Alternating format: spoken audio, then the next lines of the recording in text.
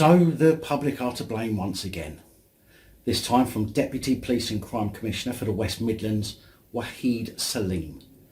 This is the same disgraced former councillor Waheed Saleem who was hired by Labour Police and Crime Commissioner David Jamieson, despite West Midlands Police and Crime Panel rejecting Saleem taking up the position on a number of grounds, including that he was unfit for the role, having previously been banned from holding public office for leaking sensitive information when he was a Labour councillor in Walsall. Saleem has issued a warning during Respect for Shop Workers Week, which aims to protect retail workers from violence, intimidation and abuse. I want to know when is Respect the Public Week?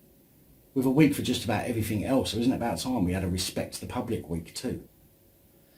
At an online event this week led by the Shop Workers Trade Union, USDAW, Waheed Saleem listened to concerns of shop workers about being victims of violence, abuse and crime. Now, certainly the crime isn't something anyone should have to put up with, but let's be fair here. During the past 4 months or so, whilst everyone is being forced into compliance by wearing face masks, there's been an increasing number of shop workers who have blatantly failed to respect the shoppers who are exempt from wearing masks, which has, in some cases, caused issues. I don't think that standing up for yourself against those who fail to understand the regulations and who attack those who are exempt is being disrespectful. In fact, if anything, it's the shop workers who are being disrespectful when confronting people without masks, questioning them, and in some cases calling the police on them. Although, let me just clarify, I'm not branding all shop workers the same here. There are many of them who are respectful to others over their face masks, but it has been said during a pandemic that there's been a rise in shop workers being assaulted, albeit generally verbally, which I think proves a correlation between the face masks and the rise in incidents. Waheed said shop workers have been heroic during the pandemic and we continue to thank them for their dedication. What I cannot tolerate is those who feel it is okay to abuse, intimidate and threaten retail workers. It is unacceptable, always will be, and the event today has shown that there is still more work to do to stamp out these crimes. The Emergency Police and Crime Plan, focusing on the police response to the coronavirus pandemic, rightly addresses the challenges that retail staff face. We have seen, especially earlier in the year, a real rise in shop workers being attacked, spat at and abused.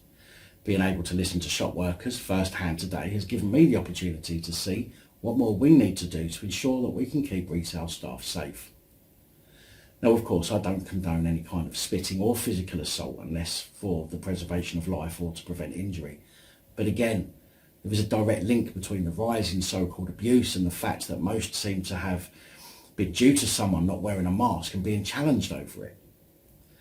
Gavin Dadley, USDAW Divisional Officer, said it was deeply disturbing to hear the real-life experiences of shop workers. They really highlight the key message that abuse is not part of the job. The latest survey shows that 75% of retail staff have seen an increase in abuse during the coronavirus crisis. Behind that shocking statistic, he said, are thousands of working people who deserve better than verbal abuse, threats and violence, and we heard that very clearly. You know, behind those statistics are likely many people who felt abused themselves by shop workers who were not trained properly, who were told to behave in a way that breaches the Equality Act by their employer. So is it any surprise that some people don't like being challenged, abused and threatened by shop workers? It's not like COVID alters people's brains and turns them overnight into mindless thugs. There's a reason why these instances of abuse must be going up, and simply calling the public out as the reason is very single-minded and biased. But unfortunately, many people will simply read what's written in these articles and swallow it without even thinking for themselves. It's called cause and effect, the principle of causality, establishing one event or action as a direct result of another. And I wish the general public would stop being blamed for everything. He continued, while we continue to work together on the grounds to overcome these problems, we need government intervention. However, the government has offered little more than sympathy and rejected new legislation to create stiffer penalties for those who assault shop workers. Why?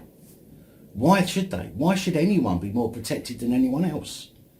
Does that mean that chefs should have a separate piece of legislation that protects them from someone complaining that their food is cold or not cooked properly? Where does it end?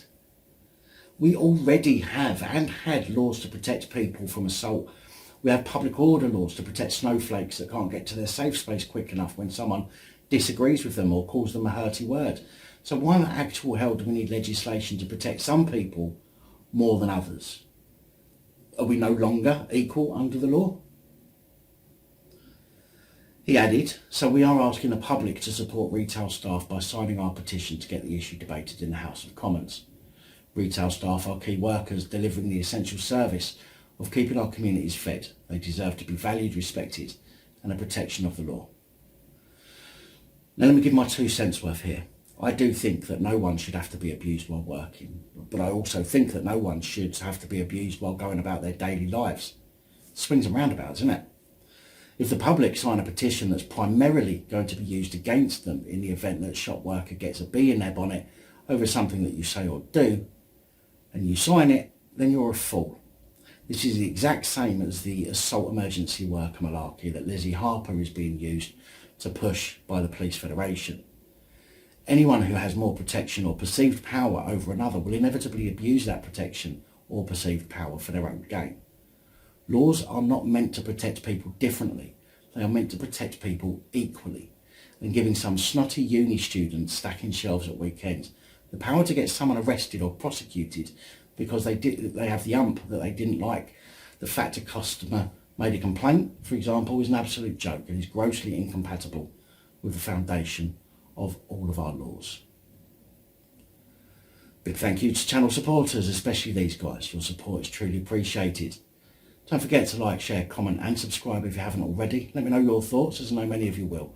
Until next time, stay safe, look after each other, film the police and other officials.